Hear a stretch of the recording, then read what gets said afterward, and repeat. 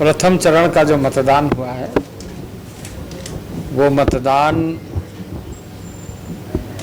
बहुत सी उत्साहवर्धक इस दृष्टि से है क्योंकि माननीय प्रधानमंत्री जी ने भी और हमें भी इस बात का कि लोगों के मन में पुनः भारतीय जनता पार्टी की सरकार बने ऐसा जनता का समर्थन प्राप्त हुआ है लगता है। भारतीय जनता पार्टी आदरणीय नरेंद्र भाई मोदी के नेतृत्व में देश भर में पिछले 5 सालों में, वैसे तो 2014 से 2024 के बीच में यदि देखा जाए तो ऐतिहासिक कार्यों को करते हुए धरातल पर उतारने का प्रयत्न किया है और पिछले 5 सालों में यदि देखा जाए तो ऐतिहासिक निर्णय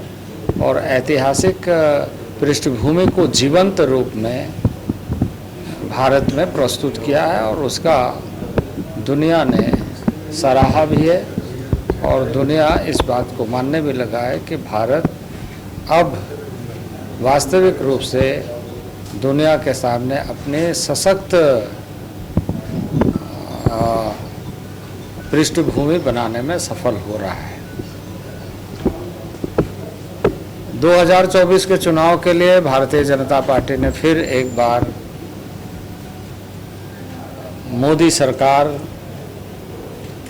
का मंत्र के साथ संकल्प पत्र जनता के सामने घोषित किया है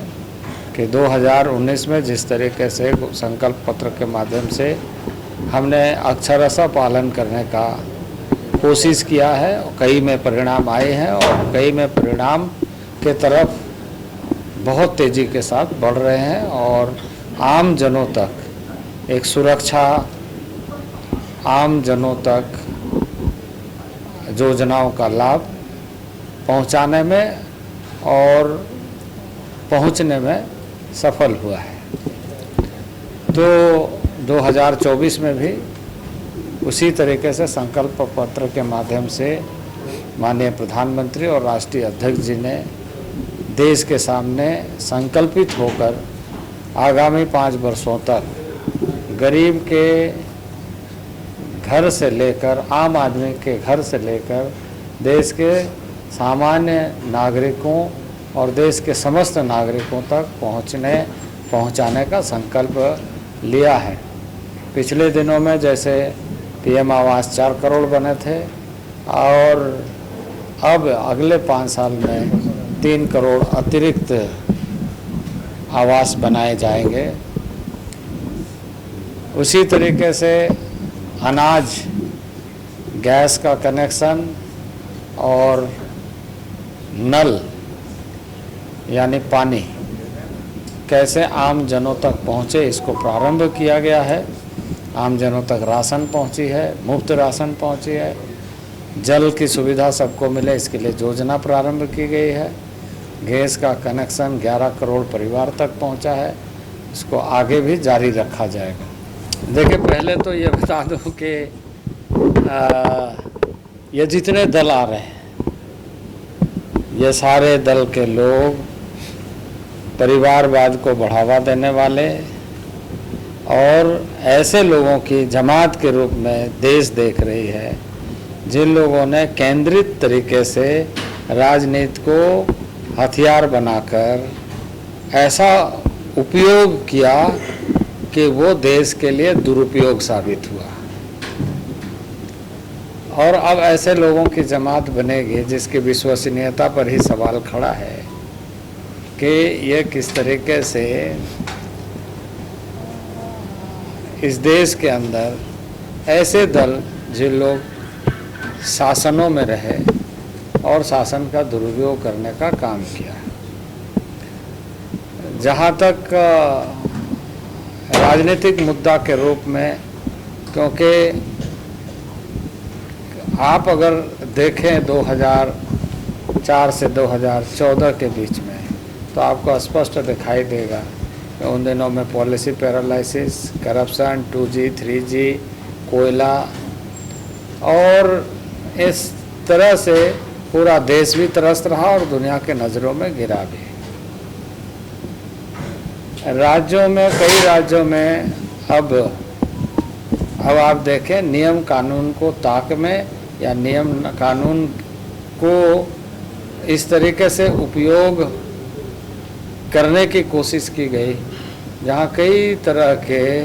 मामले सामने आए और ये मामले निष्पक्ष ढंग से जांच हो रही है। तो इस पर लोगों को ऐसा लगता है कि इस तरह के मुद्दों को उठाकर हम लोगों को दिग्भ्रमित करें और राजनीतिक लाभ लें। सवाल यह है कि जो मुद्दे हैं उस मुद्दे पर आप अपनी बात को सही ढंग से क्या ये बात सही है कि यदि आपको इस तरह की कोई भी बात लगती है तो आप ऐसे जगह पर अपनी बात को रखिए जो राजनीति से हट के, जो न्याय के दृष्टि से देखे। तो वहाँ रखने के बजाय आप हथियार के रूप में इसे इस्तेमाल क्यों कर रहे हैं? तो इससे यह पता चलता है कि इनके कार्यकलापों में भ्रष्टाचार हावी है और भ्रष्टाचार के कारण आम आदमी त्रस्त हो रहा है। अब यदि हम इस राज्य में कुछ इस तरह के विषयों को देखें तो आज कई परियोजना के लिए, कई गांव के योजना के लिए लोगों को बालू तक उपलब्ध नहीं हो रहा है और बालू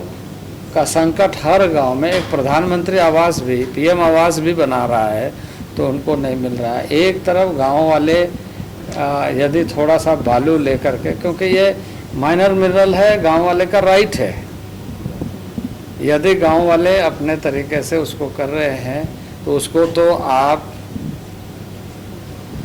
केस कर रहे हैं, थाने वाले पकड़ रहे हैं, उसके साथ उसके ट्रैक्टर जब्त किए जा रहे हैं और दूसरे तरफ भर भर के